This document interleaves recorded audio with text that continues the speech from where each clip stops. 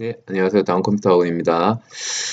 이번에 D로 시작한 함수 두 번째 시간인데, 여기 같은 경우는 사실 이 문제보다도 제가 설명드리는 것 중에 중요한 게 좀 있어서, 추가적으로 설명을 드리면서 또 문제를 한번 풀어보겠습니다. 보시면, 뭐 항상 계속 말씀드리죠. 제가 문제 풀 때마다 말씀드립니다. 뭐 문제가 아니고 화살표를 먼저 보는데, 이 두 번째 화살표 보시면 에버리지도 있고, 뭐 디에버리지도 있고, 뭐 이렇게 중. 그러니까 내가 함수를 여러 개가 있는데, 알맞은 걸 골라서 사용해라는 거예요. 골라서 사용하는 거.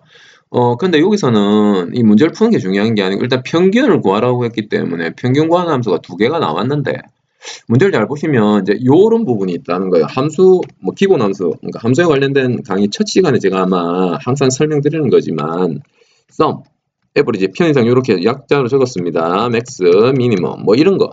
이런 기본 함수. 이 기본 함수라는 게 어떤 건지 아시죠? 위에 메뉴 보시면 수식에 보면 이렇게 자동 합계라고 되어 있는 글자 화살표를 눌러보시면 이렇게 우리가 기본적으로 뭐 엑셀을 좀 사용한다고 했을 때 그냥 기본적으로 쓰는 함수 이런 거 있잖아. 5개에서 6개 정도. 뭐 여기는 카운트나 블랭크나 뭐 카운트 블랭크나 이런 건 없습니다만은 한 5개 정도. 이런 걸 기본 함수라고 제가 그냥 편의상 수업하거나 강의할 때 부르는데 이렇게 기본 함수는 사실 전체를 구하는 함수라고 생각을 하셔야 됩니다. 공부를 하실 때.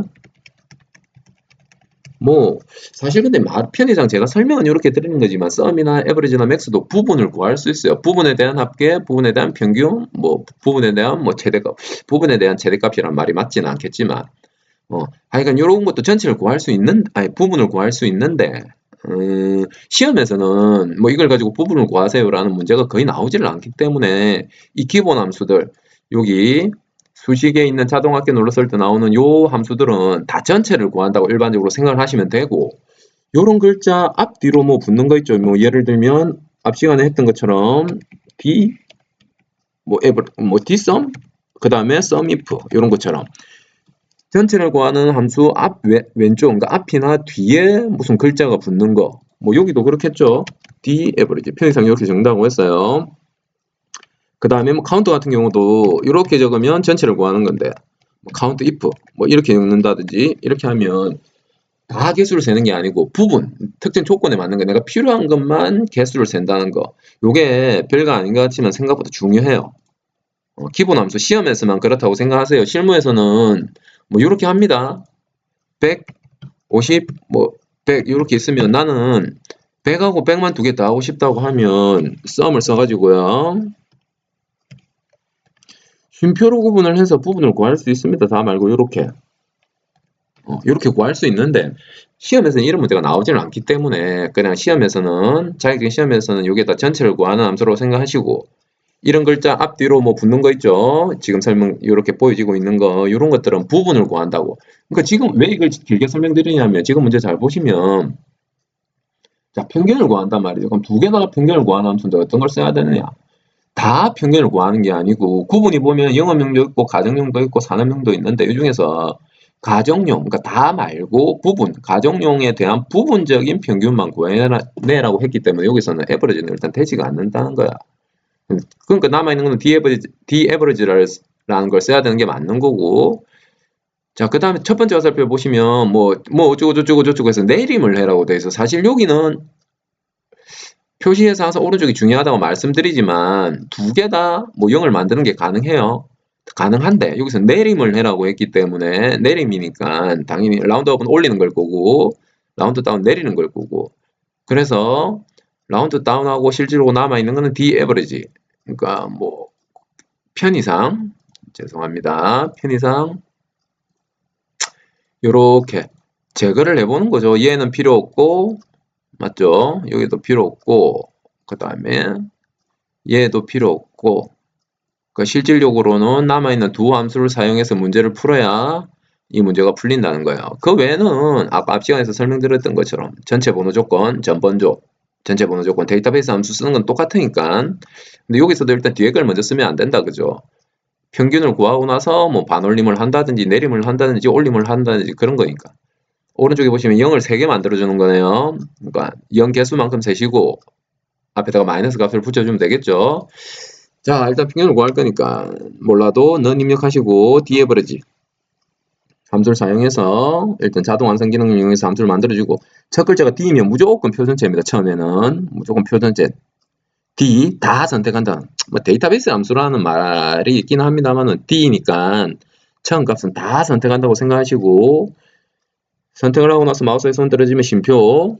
자, 그 다음에 번호. 자, 우리가 구해내야 될 게 뭐냐면 전기요금의 평균. 우리가 값을 구해내야 될 게 전기요금이니까 하나, 둘, 셋, 네 번째 4라고 입력해도 되고 아니면 네 번째 전기요금에 해당되는 제목을 찍어도 되고 수리에선 되도록이면 번호 넣는 게 좀 더 편하실 수도 있어요. 나는 요 표전체에서 전기요금에 대한 평균을 구할 건데 다 말고 구분이 가정용. 그러니까 가정용은 가정용인데 데이터베이스 함수 항상 설명드릴 때 말씀드리죠.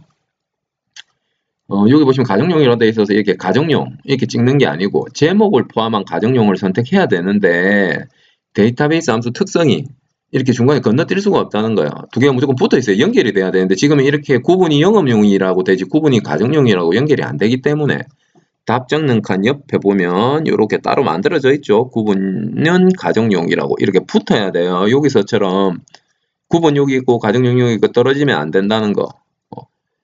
떨어지면 안 되기 때문에 여기선 제목 포함 조건이 항상 제목 포함 조건 D는 이렇게 가정용이 아니고 여기서는 이 문제를 풀 수 없다는 거죠. 그래서 항상 답 적는데 옆에 보면 이런 게 붙어 있다는 거예요. 아니면 자기가 직접 입력해야 되는 문제도 있기는 한데 그거는 뭐 상황에 따라서 나올 수도 있고 안 나올 수도 있는 거지만 중요한 거는 구분이 가정용 이렇게 조건은 두 개가 붙어야 된다는 거. 자, 붙어야 되니까 두 개를 선택하고 가로 닫고 엔터 치면 이렇게 뭐 이번엔 소수점이 나오네요. 소수점을 포함한 값이 나오는데 여기서 아마 답을 풀면 또 다르게 나올 수 있어요. 저는 이렇게 다르게 그러니까 칸을 다르게 만들어 놓고 문제를 풀다 보니까 소수점이 나오는 거고 여기서는 안 나올 수도 있어요. 자, 이렇게 해서 D에버리지 값이 나오면 남아있는 거는 라운드 다운 함수를 이용해서 두 번째 함수 쓸 때 아시죠?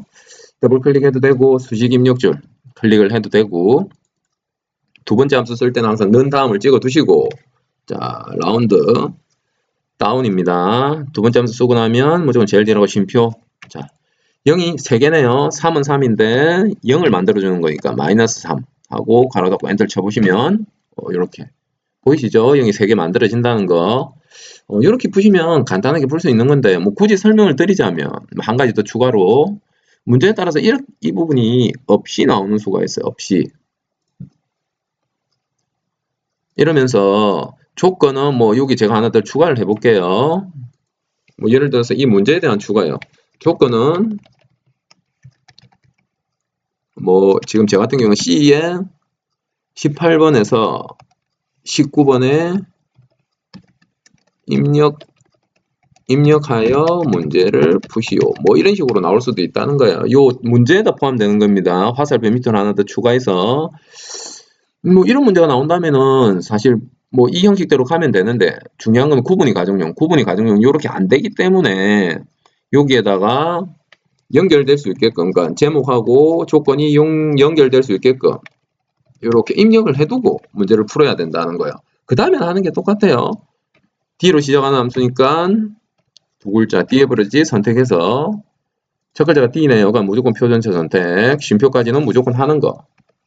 그 다음에 찾아내야 될 값. 평균을 내야 되는 값은 뭐 사실 상식적으로 생각해봐도 코드나 구분은 아닐 거고 얘는 글자니까 평균 구하는 게 의미가 없을 거고 사용량 아니면 전기요금인데 여기서는 전기요금의 평균 구하라고 했으니까 하나 둘 셋 네 번째 4는 아까 해봤으니까 이번엔 제목 찍는 거. 그 다음에 다 말고 구분이 가정용인 거. 일반적인 문제는 이렇게 두 개를 구분이 가정용 붙여 나오지만 지금 떨어져 있으니까 여기서는 안 될 거고 우리가 입력한 값 아니면 답 적는 칸 옆에 시험 내는 사람들이 만들어 놓는 경우도 있어요. 구분이 가정용 이렇게 해서 엔터 치면 답이 나오겠죠. 여기다가 아까처럼 라운드 다운을 선택하고 0 개수만큼 마이너스 값을 이용해서 붙여주면 이렇게 문제가 풀린다는 거 아시겠죠? 이렇게 글자가 적혀 나오는 경우도 있고 지워져 나왔을 때 글자를 입력하고 나서 연결이 꼭 돼야 되기 때문에 연결된 값을 입력하고 나서 문제를 풀어야 되는 경우도 있다는 거. 요거는 뭐 기본 뭐 나올 수도 있고 안 나올 수도 있는 거니까 중요한 거는 전체 번호 조건. 근데 이것보다 사실 더 중요한 거는 우리가 기본 함수라고 말하는 거는 전체를 구하는 거. 지금처럼 전체가 아니고 가정용만 구해내라 했을 때는 이런 전체 함수 앞, 뒤로 다른 글자가 붙는 함수를 선택해서 문제를 풀어야 된다는 거 잘 기억해 두시면 됩니다. 뭐 이런 비어져 있는 걸 입력하는 거 이것도 한 번쯤은 봐두시면 좋겠죠. 예, 이렇게 하시면 이 문제는 다 완료가 되겠네요.